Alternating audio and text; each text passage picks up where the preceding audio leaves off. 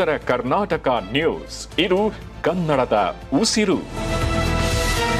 ಬೀದರ್ ಜಿಲ್ಲೆಯ ಹುಲ್ಸೂರು ಪಟ್ಟಣದಲ್ಲಿ ಹಾದು ಹೋಗುವ ರಾಜ್ಯ ಹೆದ್ದಾರಿಯಲ್ಲಿರುವ ಡಿವೈಡರ್ ಮಧ್ಯೆ ಅಳವಡಿಸಲಾಗಿರುವಂತಹ ವಿದ್ಯುತ್ ಕಂಬಗಳ ದುರಸ್ತಿ ಕೈಗೊಳ್ಳದೆ ಅಧಿಕಾರಿಗಳು ನಿರ್ಲಕ್ಷ್ಯ ತೋರುತ್ತಿದ್ದಾರೆ. ರಾತ್ರಿ ಸಮಯದಲ್ಲಿ ವಾಹನ ಸವಾರರು ಸೇರಿ ಸಾರ್ವಜನಿಕರು ಪರದಾಡುವಂತಹ ಪರಿಸ್ಥಿತಿ ಇದೀಗ ನಿರ್ಮಾಣವಾಗಿದೆ. ಹೀಗಾಗಿ ದಿನಕ್ಕೊಂದು ಅಪಘಾತ ಸಂಭವಿಸುತ್ತಿದ್ದು ಸಾರ್ವಜನಿಕರು ವಾಹನ ಸವಾರರು ಆತಂಕದಲ್ಲಿ ಓಡಾಡುವಂತಹ ಪರಿಸ್ಥಿತಿ ಇಲ್ಲಿ ನಿರ್ಮಾಣವಾಗಿದೆ. ಪಟ್ಟಣದ ಮುಖ್ಯ ರಸ್ತೆಯಲ್ಲಿ ಸುಮಾರು 20 ವಿದ್ಯುತ್ ಕಂಬಗಳಿವೆ. ಆರಂಭದಲ್ಲಿ ಕೆಲ ದಿನಗಳ ಕಾಲ ಬೆಳಕು ನೀಡಿದಂತ ವಿದ್ಯುತ್ ಕಂಬಗಳು ನಂತರ ಹಲವು ವರ್ಷಗಳಿಂದ ಬೆಳಕು ನೀಡುತ್ತಿಲ್ಲ. ವಿದ್ಯುತ್ ಬಲ್ಬ್ ಕೂಡ ಕೆಟ್ಟು ಹೋಗಿವೆ. ವೈರ್ ಸಂಪರ್ಕ ಹಾಳಾಗಿ ಹಲವು ದಿನಗಳೇ ಕಳೆದ್ರೂ ಕೂಡ ಇದಕ್ಕೆ ಸಂಬಂಧಪಟ್ಟಂತ ಅಧಿಕಾರಿಗಳು ಮಾತ್ರ ಕ್ಯಾರಿ ಅಂತಿಲ್ಲ. ಇದು ಸ್ಥಳೀಯರ ಆಕ್ರೋಶಕ್ಕೆ ಕಾರಣವಾಗಿದೆ. ಇನ್ನು ಗ್ರಾಮ ಪಂಚಾಯಿತಿ ಪಿಡಿಒ ಗಮನಕ್ಕೆ ತಂದ್ರೆ ಇದು ತಮ್ಮ ವ್ಯಾಪ್ತಿಗೆ ಬರಲ್ಲ, ಅದು ಲೋಕೋಪಯೋಗಿ ಇಲಾಖೆ ವ್ಯಾಪ್ತಿಗೆ ಬರಲಿದೆ ಎಂದು ಹಾರಿಕೆ ಉತ್ತರ ನೀಡುತ್ತಿದ್ದಾರೆ. ಲೋಕೋಪಯೋಗಿ ಅಧಿಕಾರಿಗಳನ್ನ ವಿಚಾರಣೆ ಮಾಡಿದ್ರೆ ಅದು ನಮ್ಮ ವ್ಯಾಪ್ತಿಯಲ್ಲಿಲ್ಲ, ಪಂಚಾಯಿತಿಗೆ ಹೊಣೆ ನೀಡಲಾಗಿದೆ ಎಂದು ಹೇಳಿಕೆ ನೀಡುವ ಮುಖಾಂತರ ಒಬ್ಬರ ಮೇಲೊಬ್ಬರು ಕಾರಣ ಹೇಳಿ ಜನರನ್ನ ಮಳು ಮಾಡ್ತಿದ್ದಾರೆ. ಎರಡು ಇಲಾಖೆ ಅಧಿಕಾರಿಗಳ ನಿರ್ಲಕ್ಷ್ಯದಿಂದಾಗಿ ಕತ್ತಲಲ್ಲಿ ಸಾರ್ವಜನಿಕರು ವಾಹನ ಸವಾರರು ಪರದಾಟ ನಡೆಸುವಂತಹ ಪರಿಸ್ಥಿತಿ ಇದೀಗ ನಿರ್ಮಾಣವಾಗಿದೆ.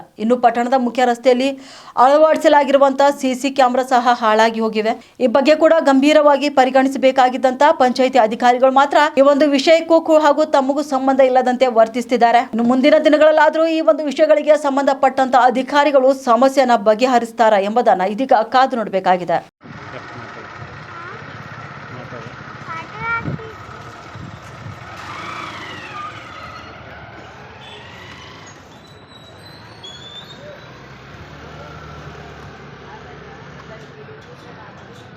Sack.